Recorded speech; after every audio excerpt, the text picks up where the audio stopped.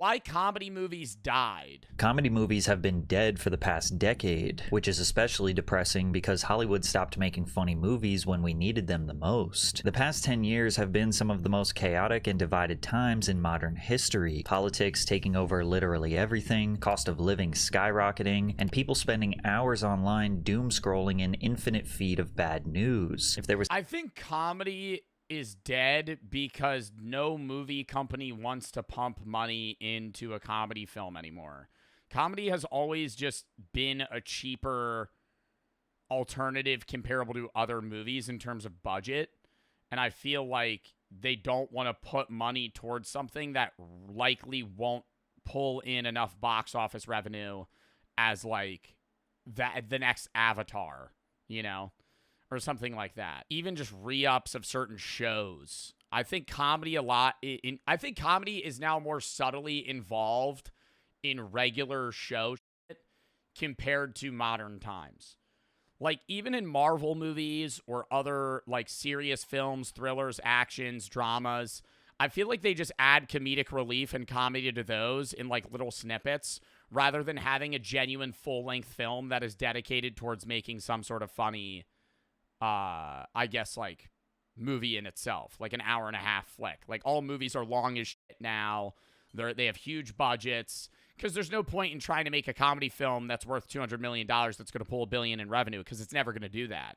I just don't understand why movie companies wouldn't throw $10 million to 10 different movie ideas and then just like, you know, even if 4 of them flop, the other 3 will hit. ever a time we needed to collectively sit in a theater and just laugh at something stupid, it's now. But it wasn't always like this. During the 90s and early 2000s, we were getting multiple hilarious comedy films each year. I bet you forgot how stacked the year 2004 was. Anchorman, White Chicks, Dodgeball, Mean Girls, Napoleon Dynamite, all in the same year. All in the same year, and there were probably other lesser known ones too.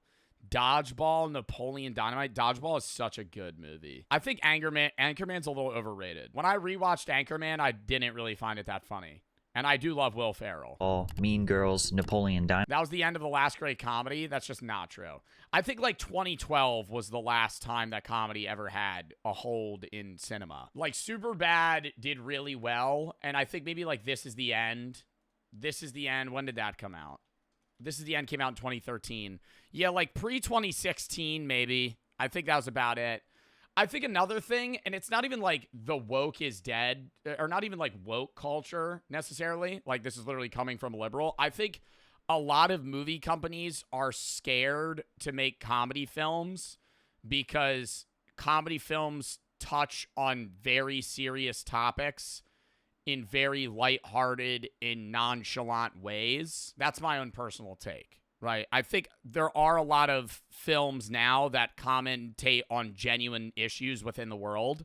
But I think comedy films, when they do that, they get a lot of backlash more, like they're making fun of it rather than like actually pointing out an issue of something. Dynamite, all in the same year. If we got one movie as funny as any of these in the past 5 years, we would be grateful. But this isn't even just an opinion. The data doesn't lie. 2016 was the official point of no return for... Oh my God, that's what I was saying. I feel like what's like a good comedy movie that came out in the last 5 years?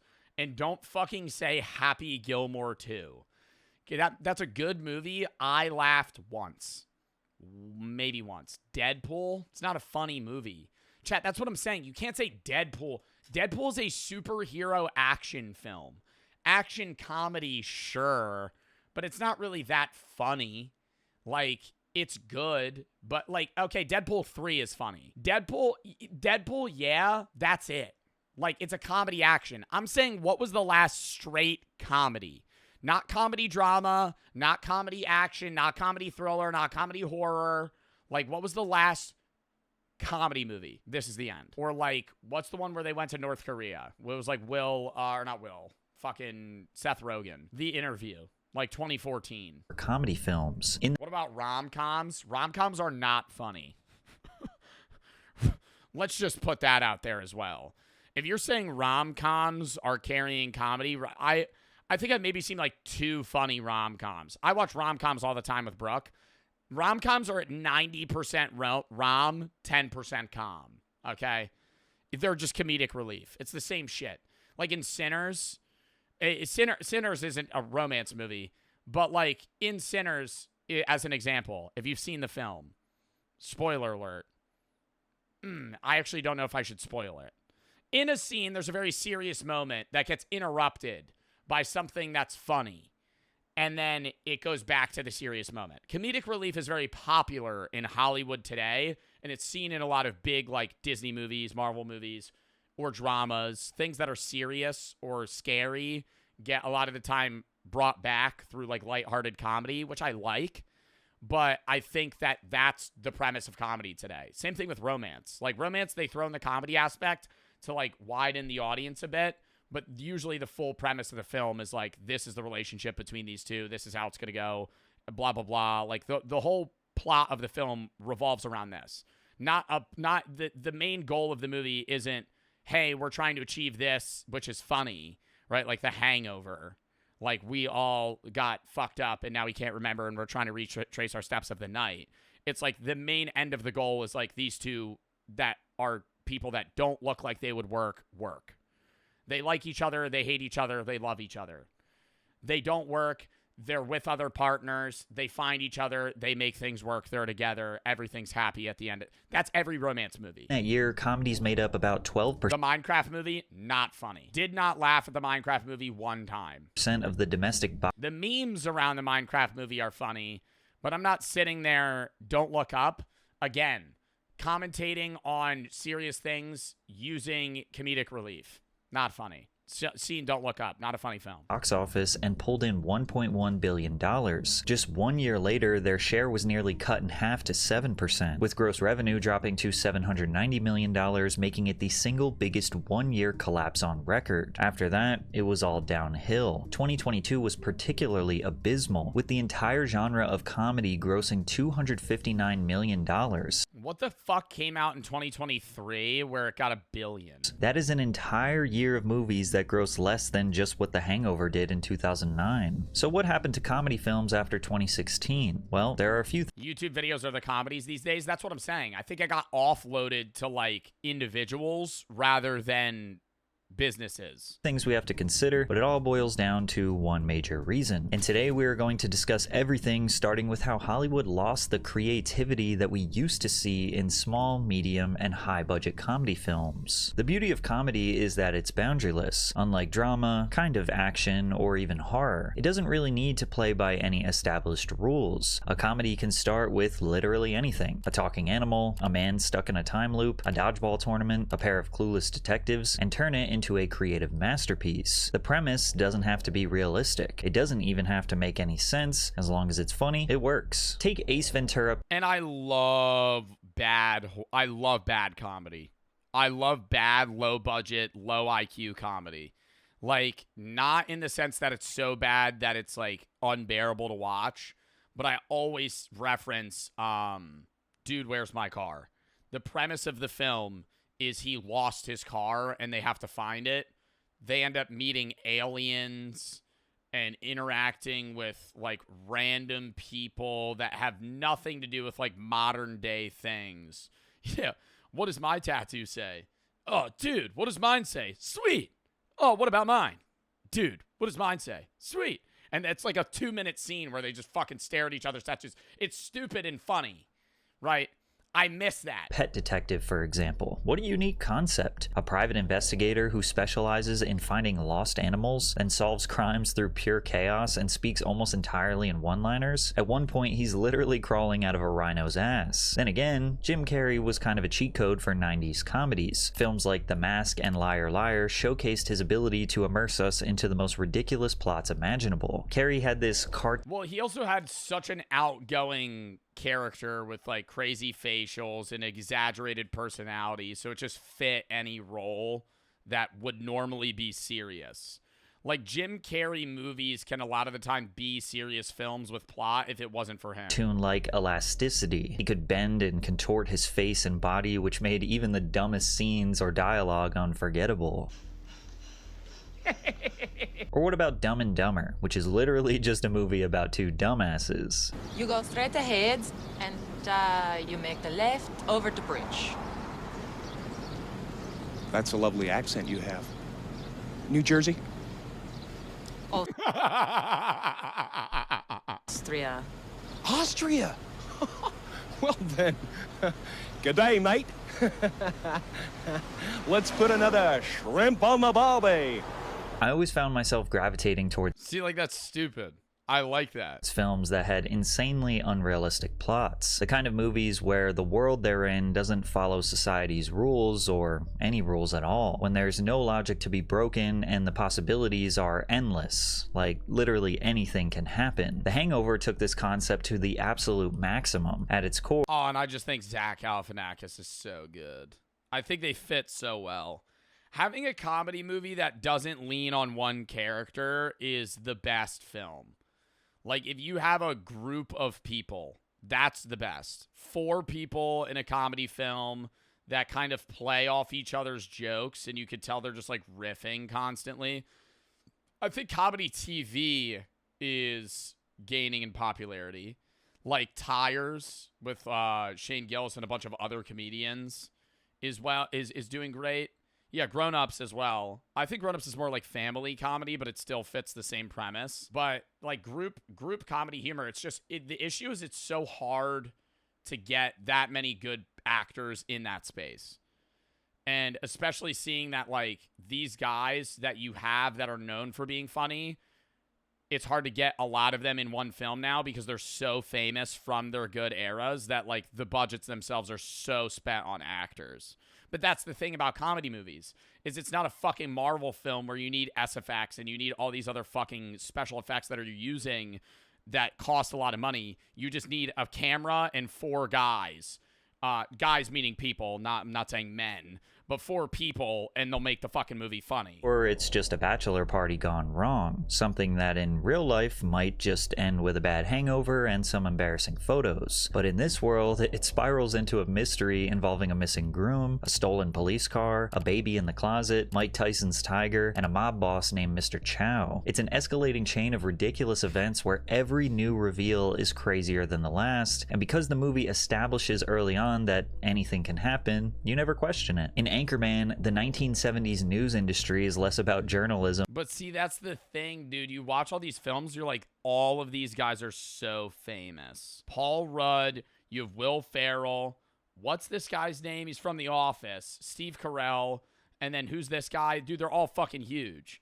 Like, they're so famous now from these films that, I mean, they were big then, but like even way bigger now that it's like you're never going to get these group of guys back together. And more about ego wars that escalate into literal deadly combat between rival news teams. Compete with tridents, horses, and someone catching on fire, and then casually returning to work like nothing happened. Well, what about Happy Gilmore 2? Yeah, fucking Adam Sandler film. Adam Sandler has pull to grab anybody. I'm not talking about Adam Sandler movies. Someone catching on fire, and then casually returning to work like nothing happened. Anchorman is the perfect example of a comedy movie that dedicates almost all of its dialogue to do one very important thing: make you laugh. Brian, I'm going to be honest with you. That smells like pure gasoline.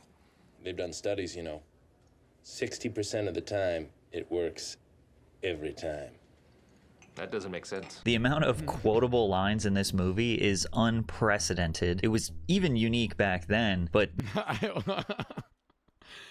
don't know how to put this, but I'm kind of a big deal. People know me. I'm very important. I have many leather-bound books, and my apartment smells of rich mahogany. unique back then. But now, I mean, maybe you'd be lucky to get 1 or 2 quotables in a comedy movie. Dodgeball is about a Las Vegas dodgeball tournament for fully grown adults with a prize. I love the movie Dodgeball.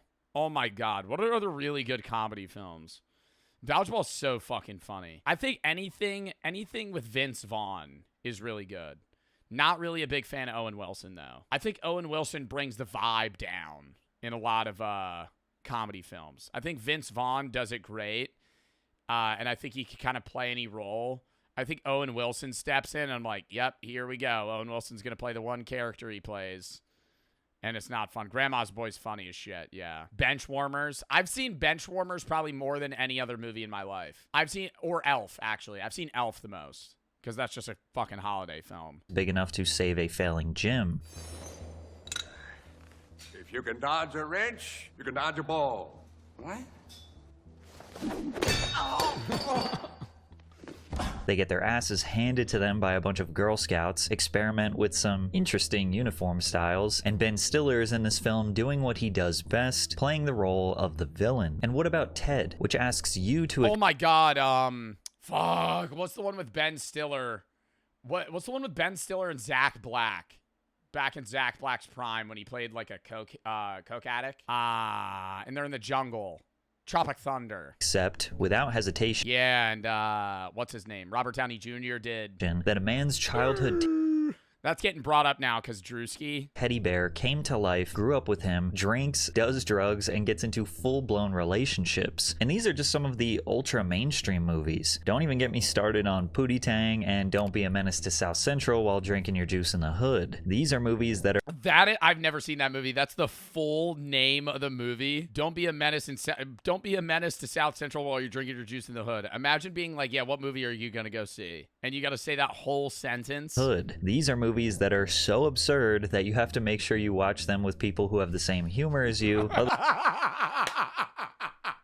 Is he deflecting the bullets with his hair? Otherwise, they'll look at you like you're crazy. There are very few comedies today that keep the spirit of this insane absurdity. However, Cocaine Bear is one that does come... No, I feel like Cocaine Bear was a letdown.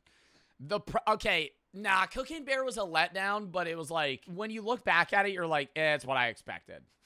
What more did I think it would be? The whole premise of the movie is it's a bear that's addicted to cocaine and kills people. And they don't know how to fight it.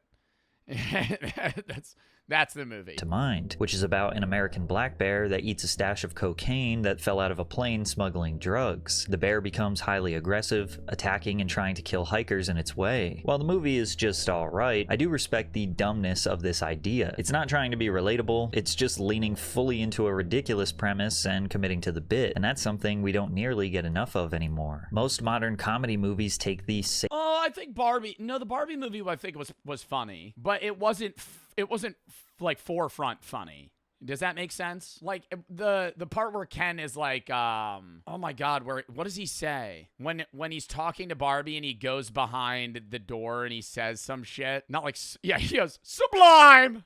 That's funny. It was so bad. I thought it was good. A fruit. We get movies. I was also watching it after I ate an edible in the movie theater. So movies like Vacation Friends 2, a generic sequel with the same...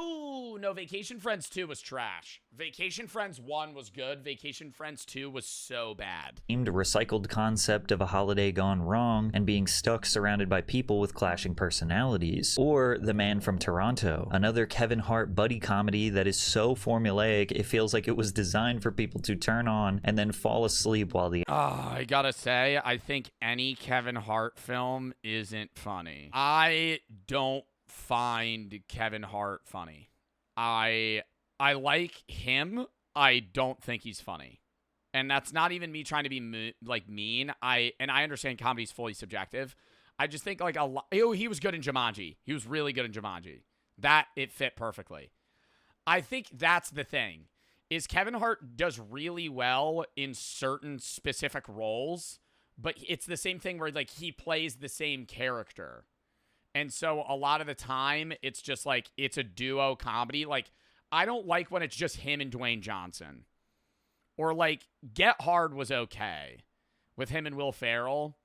But I've never like watched a Kevin Hart film and been like, that was the funniest thing I've ever seen. Ads run. Comedies rarely go for absurd humor these days because, well, it's really difficult. Central Intelligence, okay movie, not funny. Too open of a canvas can make it harder to build a story with structure. The freedom to do anything also means there's nothing stopping you from literally losing the plot. Tyler Perry, bro, I will beg my friends to watch Medea. I haven't seen Medea in so long. Not even saying that I think it's funny. I just don't remember what Medea's like. And they're always like, no, I'm not watching that. I'm like, let's watch Medea Halloween. Which is kind of what happened in Cocaine Bear. However, other great comedy films in the past started with a lightly realistic framework, which only enhanced the absolute farce that took place during the film. Like fucking Harold and Kumar. Harold and Kumar, dude. That just reminded me. Harold and Kumar, Beer Fest. These are the guys from Beer Fest for the cop movies. Super Troopers, a movie Yeah, Super Troopers. These are all the same cast from Beer Fest. about morally questionable cops. Sure, that sounds realistic, until you realize these highway patrol officers spend more time pranking civilians and messing with each other than actually enforcing the law. They behave in a way that doesn't even come close to representing reality, and none of them would still have jobs after these antics. But at the same time, it does make you think some cops might actually act like that in private. Or the 40-year-old virgin. Sure. Oh my god. It's very possible that a man could abstain or just not have the opportunity to have sex for half their life. And if you found that out, you might think, wow, that's interesting, and then move on. But the movie takes that basic believable premise and pushes it into pure absurdity. It then turns into all of Steve Carell's co-workers dedicating their And just being so shocked and trying to get him to lose his virginity. That's the entire premise of the movie. It's so good, though. entire lives to getting him laid. And of course, stepbrothers. I have a stepbrother. Yo, I gotta say as well, Seth Rogen in this era with the beard and the curly hair, good looking. Like, whoa. I gotta say, I carried, but good looking. Like, very good looking. Not saying that he's not good looking now, but I'm like, he looks good there. Not even AO. Like, I'm saying Seth Rogen in that era where he was in those, like, what's another movie where he's like that young?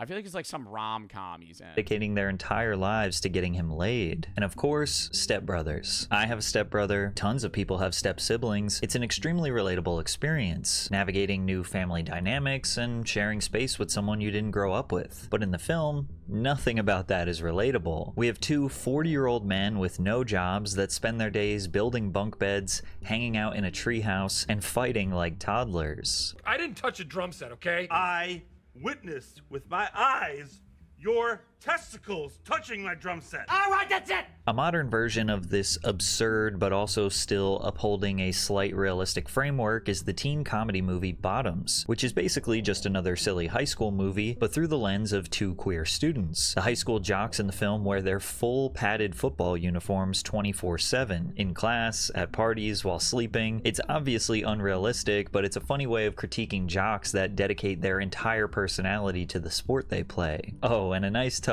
was throwing one of them in a cage in the classroom for absolutely no reason. Try telling Dimitri Walker that. Little mother came the first week and I ain't seen him since. Dimitri Walker committed suicide the first week of school, Mr. G. Sure he did. The reason why most comedy films today feel like they are missing that ultra creative touch, at least according to legendary director and producer Judd Apatow, is because comedy writers these days are just less funny. He said, when you make the list of the best movies... Do you think it's that they're less funny or they're just hiring the wrong people? I feel like it's a mixture of both. I think comedy writers are a little less funny. I think that they're getting the wrong people, and then there's also like a directive that's being pushed onto the writer to make something that fits a set of guidelines that are much thinner than they used to be. Of all time, you're always going to put Airplane on it. They can't make offensive jokes anymore. I don't think that's what it is. I think a lot of people, I will say I think they tiptoe the line, as I was saying earlier. I think comedy movies are made less because they're more fearful that they'll upset people, but I don't think that it's necessarily that they're worried that like they're going to make messed up jokes, because there's a lot of half of the movies that we just referenced don't really make like fucked up jokes, but they're still funny. You know, maybe things that are like a little on edge, but not to the point where it's like, oh, this is like controversial. And if movies like that aren't being made right now, it's because people aren't smart enough and funny enough to make them. Okay, so who would be smart enough or funny enough to write a modern masterpiece? Well, I've noticed that comedy films today seem to be missing actual comedians. And that's because some of the funniest and most popular comedians today are opting for something much easier and more profitable. Podcasting? Podcasts. Before podcasts became wild. Podcasts, or they just get signed deals with like Netflix and they make their own shows or specials there instead of spending a year on an entire film. Wildly popular, comedians had essentially 3 routes to earn a career: get a job on Saturday Night Live, secure a TV sitcom, or get a role in a comedy film. The mainstream visibility earned through these avenues allowed comedians to fill seats in comedy clubs across the country. The vast majority of the comedians responsible for your favorite comedy films were originally platformed by SNL. Eddie Murphy, Bill Murray, Will Ferrell, Mike Myers, Chris Farley, Adam Sandler, Kristen Wiig. I could keep going on and on. It was much easier for a current or... And isn't it a little crazy that, like, the older casts of SNL are very widely known? Not everybody within them, but I feel like even less recognizable members of SNL are still very known. But, like, modern SNL members, I don't know any of them. Because who the fuck watches Saturday Night Live in 2025? I mean, I'm not even going on cable TV, let alone I'm going on to watch SNL live. I'll watch clips, maybe, if it's like on YouTube and it shows up on my feed. Ex-SNL cast member to pitch a movie to a major studio because they have already proven to the industry that they are funny. So when these comedians began to see success in films in the 2000s, they assisted in casting other comedy actors with a ton of potential. Actors like... Oh, but I loved that. I loved when they would just cast people they knew. Jonah Hill, Zach Galifianakis, Paul Rudd, Vince Vaughn, Melissa McCarthy, Steve Carell were able to skip over SNL and go straight to the big screen. And it sounds painfully obvious to say, but I think a large reason why older films were funnier was because the funniest people at the time were either writing or acting in these comedy films. Today, and they had a say in that's really what it is. Even if they weren't a writer, they were a main actor and they were like, get this guy in the movie and I'll do it. Because they had so much pull. Their name was so known and the box office sales were so high that it's like, if you were Will Ferrell would be like, I want to do this movie with this person. And even if he's not at all writing the script, they'll just be like, okay, sure, we'll get him in. A comedian doesn't need SNL or... Adam Sandler's the biggest example. Adam Sandler also has like his own, I guess, conglomerate of people. But like every Adam Sandler movie has like one of 6 people in it. And it's the guys he knows. For a comedy film to determine their potential for a comedy career. All they need is a podcast. If you can be funny for an hour a week behind a microphone, clip the best moments for TikTok or Instagram, and build a loyal audience online, you can skip Hollywood entirely and still sell out theaters on a national tour. I'm sure Theo Von could assist in writing or acting in a really funny movie if he tried, but why would he? With podcast ad revenue, Patreon subscribers, and... Bro, but I hate that because it's like, yes, there's more content, and, like, that content might be good, but it's like I would rather have one really good movie than 10 mediocre podcasts.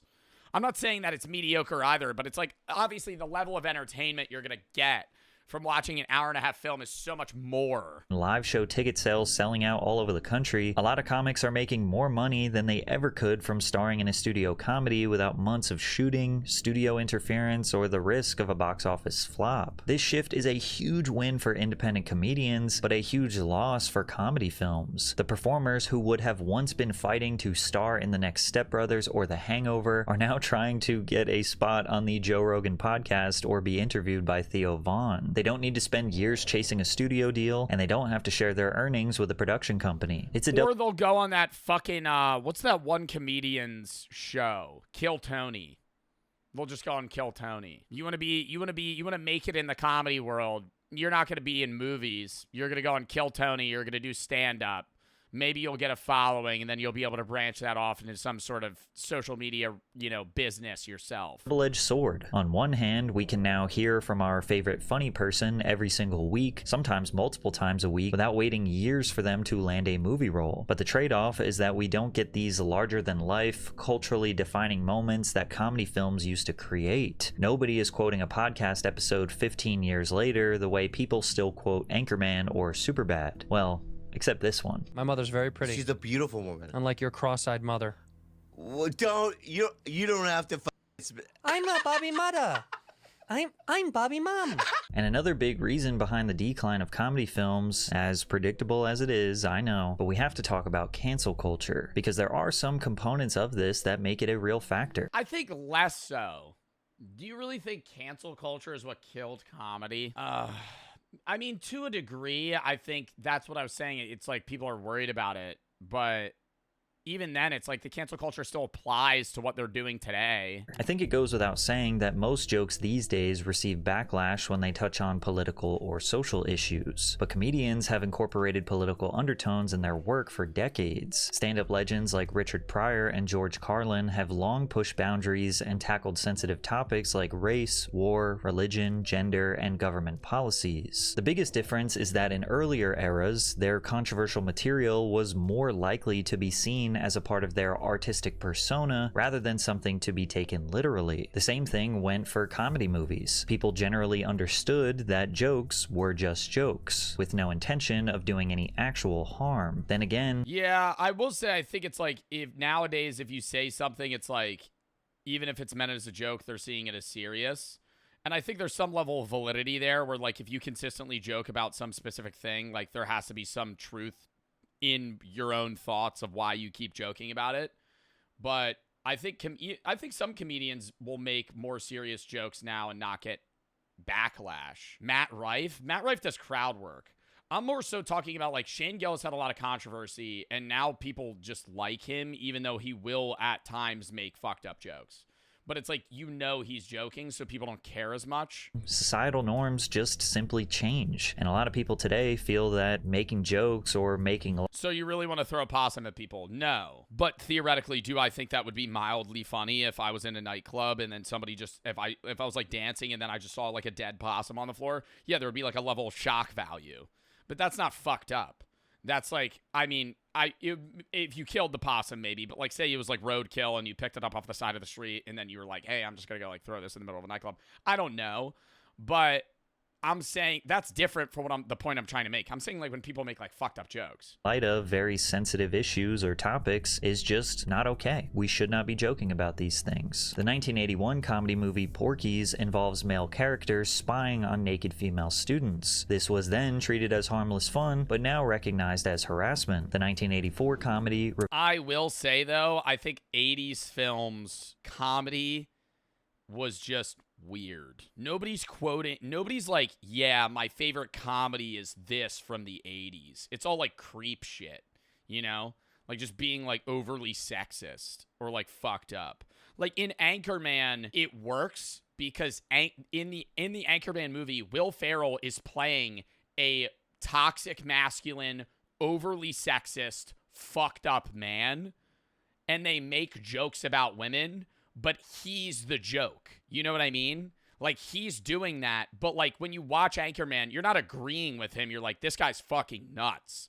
But it's still funny what he does because it's like, this is absurd, right? There's, like, ways to approach that level of comedy where you're still, I guess, involving the same topic, but at a different angle where you're, like, not outwardly just being like, yeah, this is okay. I think 80s films are bad in that way, but early 2000s, 2010s movies do it better. Revenge of the Nerds includes a disturbing scene where a character disguises himself to trick a woman into sex, something that would now be recognized as rape, not humor. The 1994 film Ace Ventura: Pet Detective has been widely criticized in recent years for the way it mocks a trans woman. The 2001 comedy Shallow Hal centers on the idea that an overweight woman is only seen as attractive through hypnosis, promoting harmful stereotypes. 2007's Norbit has been criticized for its offensive portrayal of black women. The character Rasputia is depicted as an aggressive, loud, violent, hypersexual, and domineering woman. And there's even a scene in Step Brothers that makes unapologetic jokes about white supremacy and Nazism. Chances are, if you rewatched any comedy film you loved in the past, you'll find a joke that either aged poorly or maybe you just don't think it's funny anymore. That's normal. And it may seem like these jokes or premises were okay in the past and people didn't care as much, but that's not necessarily the case either. They just did not have the platform to express their opinions. Yeah, I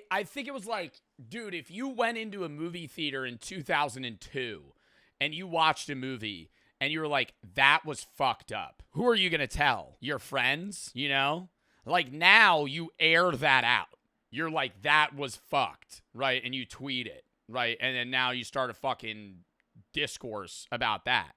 But then it was like I'm just not going to go watch that movie again. Social media has given literally anyone and everyone a platform to express immediate feedback and criticism. Which I think is good and bad. I think you should have that platform to be able to do that, but I think it's also bad when people like literally just air out fake opinions for the sake of rage bait, or like just people that are posting utter stupidity. And this is a blessing and a curse. I and many other YouTubers literally benefit from this modern social media climate. We have no superiors that are controlling our opinions, deciding who we can and can't criticize. But then again, I am also providing depth, research, and nuance to the videos that I'm putting out. I'm also not trying to say any actor or movie should be canceled, deplatformed, or lose sponsorship or business opportunities. Also, if you look at the positives, the exact opposite can happen. A movie or comedian that is overlooked by the mainstream or considered problematic could actually be really funny, and there will be online praise for it. A telltale sign is when the tomato meter from expert critics is super low, but the popcorn meter, which is fan reviews, is high. Best movies. Best movies. I'll have that take. Top 5 films in terms of cinema are usually going to be high audience, high critic score.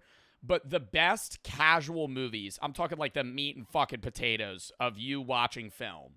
Like your number 10 top movie to like number 150 are going to be films that have really low critic score and then really high audience score. Because the critics are going to be like, the story wasn't all put together. Who gives a shit? Was it a good watch? This is what you look at. Never look at critic score when you're going to watch a movie. Never look at critic score. Who cares what the critics think? Look at audience score. If it's above like 60%, the movie's probably going to be pretty good. However, or at least watchable. As we know, most of the problems don't come from people giving genuine, nuanced criticism, but rather those who get their fix by causing outrage. Someone can straight up sit in a theater on the night of release and live tweet how funny a movie is. You'll see zero effort Twitter rage baiters go viral with vague tweets like, "I can't believe y'all think this is funny," or "this is problematic," which seems easy to ignore, but it will genuinely make someone think, damn. Well, and it's annoying too that like so many of the accounts you'll see on your feed make money from those tweets, right? Like their job, similarly to a YouTuber, is to tweet shit. And so they a lot of the time are going to tweet things that are going to get the most traction, not necessarily something that's the most true, right? Because negativity always will get higher clicks than positivity. Praising something will never be as good as like if you impact a bit, like say you go to a business and you have a bad day, you're going to go tell 5 people. If you go to a business and you have a good day, you're going to tell 1 person. So negativity spreads a lot faster than positivity. If you like something, you're not really going to air it out as much as if you hate it. Same thing with like, if you go to businesses and you look at like the Yelp reviews, most businesses you go to have like 3 stars or below. Not because they're 3-star businesses, but because the people that had bad experiences are the ones that rate it. Because who the fuck's going to be like, yeah, I had a 4-star experience. This was good. I had a nice time. Let me go spend time out of my day to give a positive review. No, you're always going to air out if you're upset. I guess I shouldn't go see this movie. Or am I a bad person for thinking this is funny? And because social media rewards outrage. Do you guys like when we watch videos about cinema? I feel sometimes bad when like I do genuine commentary on things rather than like me trying to make jokes myself. I just love picking videos that I personally want to talk about as well. Like, I feel like sometimes I watch too many videos about cinema, but I love talking about cinema because it's like something we could all relate to. And it's like you have your own personal takes and opinions on like how the industry's going, modern movies that are coming out. Like, it's just so, I love watching Hollywood evolve or devolve as well. This can snowball into proof that the comedian, actor, or producer is a terrible person who is somehow unworthy of ever working again. People will read critical tweets with hundreds of thousands of likes, and they might disagree with what the people are saying. But because it has so much engagement and so many likes, it makes people change their opinions, change their minds. Maybe this isn't funny. Maybe I shouldn't think this is funny. And before— I don't know. I think comedians overstep sometimes. But at the same time, when you go to, like, have you ever seen videos where, like, they'll go to a comedy club and get mad at the comedian, and then the comedian will make fun of them? I'm like, that's a little confusing. Like, why are you going to a local comedy club to watch people make jokes that are probably going to be fucked up, to then get mad when you hear, honestly, a mildly, not like something that's like, the guy's not going up, most of the videos that you see, the guy's not going up there and just like spewing racism. He'll just make a joke about something in modern times that might upset someone. It does. And then the fucking person will stand up and be like, you're a fucking piece of shit. You need to get off. I'm like, dude, why you literally said, hey, it's Saturday night. I'm going to go fucking hang out at a comedy club. Why? You shouldn't be at a comedy club. Like, if that's the issue. You know what I mean? And if I don't know. I think in any situation as well, if I went to a heckler, I think it's different from hecklers, yeah. But like, if I ever went to a comedy club and they made a joke that I was like, I'm probably just going to leave, you know? I don't know if I would like outwardly stand up and be like, that was fucked up. I think they'll get that when no one laughs. You know what I mean? Like, if you're a comedian and you're trying to do work and you overstep and you make a bad joke and it's just crickets and you might hear they know, right? Like that was a bad joke. Because then when you stand up and you say something, now they're just going to make fun of you. Or you know it, there is an all-out online war over what was meant to be a joke. You got this whole other wave where, like, now you have these people who put themselves in the oddest position of being the curators of what was kind or unkind. This was okay, but this wasn't, or I cringe when I look back at this. It's like crazy. I think those are sometimes the cringiest. The purveyor of what is funny or what isn't. Like, comedy's a big tent. It's a I don't think it's a purveyor of what's funny or not funny. It's more so like, if you're going to go, oh, that was fucked up, I'm going to be like, yeah, well, it was like fucking 30 years ago. You know, like in the time, it didn't seem like many people were upset. I don't know. It's harder to gauge like what was okay and what wasn't, depending on the timing. And also, the one thing I will say is, like, I'll say if I think something's funny or not, but I'm not going to sit there and be like, that's not funny for anyone. I might be like, that's not funny, but understand that I say that in my perspective. Like, there's YouTubers and movies and shit that I don't find funny. Like, I watch Grown Ups now, and I think the movie's good. I don't think it's funny. I thought it was funny then. I don't think it's funny now, but I still understand that it has good comedic humor and perspective. Another one is, like, I love stoner movies. Cheech and Chong, I don't think is funny. Like, when I rewatched, like, I watched for the first time a Cheech and Chong film, and it was bad.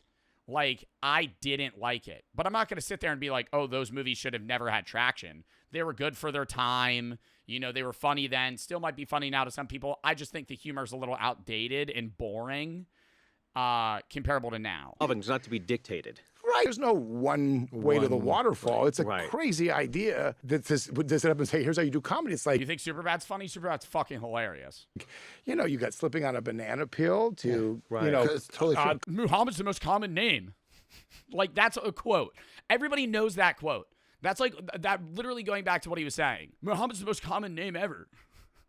Oh, well, it was either that or McLovin. Conversations to, you know, there's a wide range of what people find to be funny, and it's like almost like people that would like sit and overanalyze a situation to the point of making themselves feel really good about themselves. And while you might think all of this is just easy to ignore, it's social media, it's not real, just make the movie, right? Well, it's evident that major studios are a little hesitant to release a comedy with edgy or politically incorrect humor.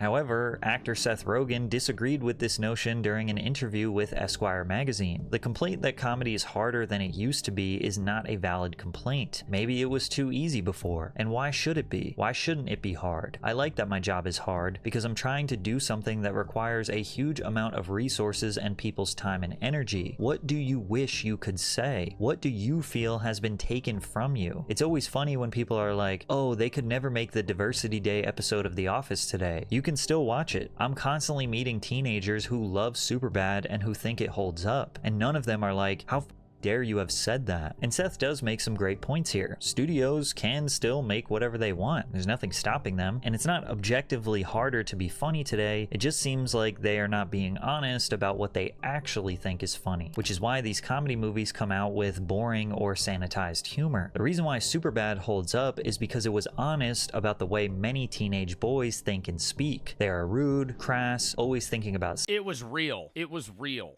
That's why, like, it was real, but it was clear that it wasn't meant to be offensive. Like, it was like, this is a joke, but it's also more of like a document of like, this is how an average 16-year-old acts. Like, this is not we're not just trying to like brute force a fucked up joke for no reason. It's like, this actually applies to like how most people think in that era. Sex, insulting each other constantly, distracted in school, thinking about... Yeah, making fun of each other, trying to fucking one-up your friend. Like, dude, that's just fucking high school life. About the weekends and living life like they are invincible. You just get out of here and we'll talk about this later. Evan, we're down 2 points. Calm down, Greg. It's soccer. It's soccer. You, man. Hey, Greg, why don't you go piss your pants again? That was like 8 years ago. People don't forget. They call each other gay, sometimes even using the F slur, even though that would widely be considered homophobic and a cancelable offense these days. It's really messed up. Super gay. The way they behave and talk is shocking and inappropriate, but that's what makes it funny, because it is somewhat of a snapshot of reality, with the exception that, like, especially of that time, dude, like the early 2010s. The average teenage guys still use it that way. That's what I'm saying. It's like, when you watch it, you're not like, oh my God, they're being homophobic, but the characters are being homophobic for the sake of the story, not the sake of like, I don't know how to describe it. I think that's why people don't get mad at Superbad. Because when they watch Superbad, they're not like, oh, this movie's homophobic. They're like, they're portraying the average homophobic male that's 16, right? That doesn't like the idea of being gay. Boys, not that funny. Now, you might think this is problematic behavior, and maybe it... Real reasons movie can't make money the same way they used to. Studios would have gone straight to streaming, which makes nothing. It is. So maybe the film is just not for you. But some take it one step further. They say a film like this is platforming and promoting this disgusting behavior. We are idolizing these morally bankrupt teenage boys, which will justify their bad behavior and maybe even inspire them to act in such a way. And hey, that could also be true too. But regardless of how you feel, the movie is good because it is honest. They went for it and they doubled down on it, even though it was politically incorrect. A modern version of Superbad wouldn't ever be made because they would be too afraid to offend anyone while providing a somewhat realistic depiction of a teenage boy who is gross and reckless with his words. And even if they did, they would probably add some tertiary character who steps in and tries to correct their behavior or be the voice of reason. Then again, sometimes being realistic is not funny. Like, look at the 2020 film American Pie presents... Bro, they made a 2020 American Pie film. I feel like the American Pie films aren't that good. I think they receive a level of praise that's more than you would assume. Girls' Rules. That they would get. American Pie is supposed to be a raunchy, disgusting depiction of the primitive young adult or teenage mind. Sex, drugs, partying. It's unapologetic and incredibly stupid. This modern version was supposed to be the same thing, but from the female 14% perspective. Looking to spice up their love lives before graduation, 4 female high school seniors band together to harness their girl power and get what they want from the boys. Let's just compare really quick. The first clip is from the original American Pie. This is how they wrote a female innuendo. Oh, and this one time at band camp, I stuck a flute in my... Excuse me? What? You don't think I know how to get myself off? Hell, that's what Oh half my band God. camp is. So, are we gonna screw soon? Because I'm getting kind of antsy. Now compare that to the new American Pie. None of us need a man to have a healthy life. I am learning that technology has given us incredible innovations in self-pleasure. And like whatever you're into, external, internal, rabbits, wands, vibrators, remote controlled plugs, beads, then wall balls, and wall balls. Oh yeah. And so that's what's so weird is this is not a real conversation people would have. The other one's fucking weird, but it's like that could be a conversation. Like, she's like pitching them this. What woman would talk to her female friend about this? Like in this like rhetoric? Never. And right now it is a very specific sensation. Maybe this new version is funnier, and I'm just not the target demographic. So I'll ask my 20% female audience, what do you think? Yeah, I feel like I want to know what like the average woman would think about that. I feel like the average person would probably assume that the older version is more realistic. Even if both aren't funny, the other one seems more like a genuine conversation. Is funnier. A girl saying, we don't need men, we have toys. Or a girl saying, I shoved a flute up it at band camp. The fear of being canceled is so apparent that studios seem to not even try to make a true comedy anymore. Some of the most highly rated comedy films in the 2020s aren't exactly praised for their straight up funny premises and jokes. Take Don't Look Up, for example. Sure, it has funny moments, but it's a satire. As a woman, both are bad.